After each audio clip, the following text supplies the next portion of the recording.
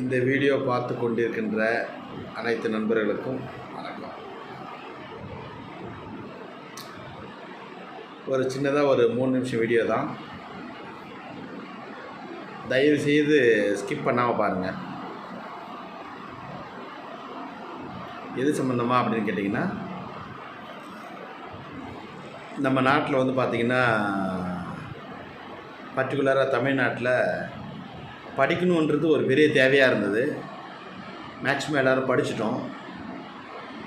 படித்து முடித்த பிறகு என்ன செய்கிறதுன்னு தெரியாமல் எல்லாம் அலைஞ்சிட்ருக்காங்க. ஏதாவது வேலை கொடுப்பாங்க கவர்மெண்ட் அப்படின்னு சொல்லிட்டு எதிர்பார்த்துருக்கேன். கவர்மெண்ட்டு எல்லாருக்குமே வேலை கொடுக்க முடியாது. நாம் சுயமாக வந்து யோசிக்கணும், அறிவை பயன்படுத்தணும். ப்ரைவேட் கம்பெனிக்கோ இல்லை கவர்மெண்ட் கம்பெனிக்கோ போகிறதுக்கு முயற்சி பண்ணணும். அதில் யார் டேலண்ட்டோ அவங்க போயிட்டு தான் இருக்காங்க. அதில் எந்த மாற்று கருத்தும் இல்லை. ஸோ நான் ஏன் இந்த வீடியோ பதிவு பண்ணுறேன் அப்படின்னு கேட்டிங்கன்னா, நான் வந்து பார்த்திங்கன்னா ஒரு ப்ரைவேட் கம்பெனியில் வேலை செஞ்சுட்டு இருந்தேன். எனக்கு ஒரு அண்ணா வந்து எனக்கு ஒரு தொழில் கற்றுக் கொடுத்தாங்க. அந்த தொழில் வந்து பார்த்திங்கன்னா 20,000 சம்பாரித்தேன், 50,000 சம்பாரித்தேன், 1 லட்சம் சம்பாரித்தேன். 1 லட்சத்துக்கு மேலே நிறையா சம்பாரிச்சிட்ருக்கேன்.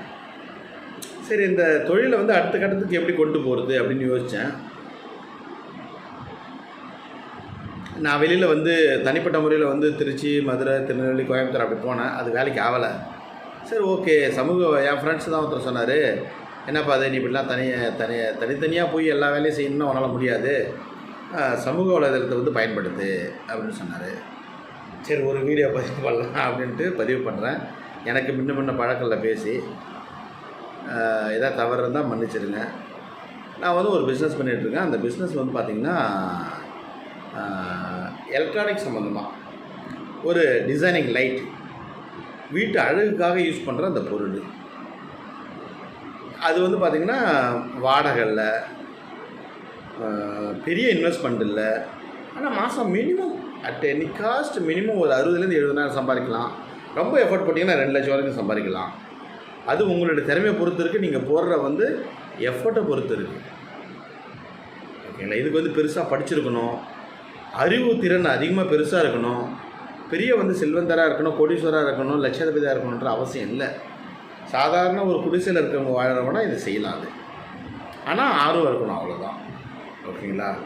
அது என்ன பிஸ்னஸ்ஸு, அதில் எப்படி சம்பாதிக்கணும், அது எப்படி டெவலப் ஆகணும், இது எல்லாம் நான் உங்களுக்கு சொல்கிறேன். என்னோடய காண்டாக்ட் நம்பரை நான் பதிவு பண்ணியிருக்கேன். எனக்கு ஃபோன் பண்ணுங்கள். நான் உங்களுக்கு டீட்டெயிலாக சொல்கிறேன். வாழ்க வளமுடன். நன்றி, வணக்கம்.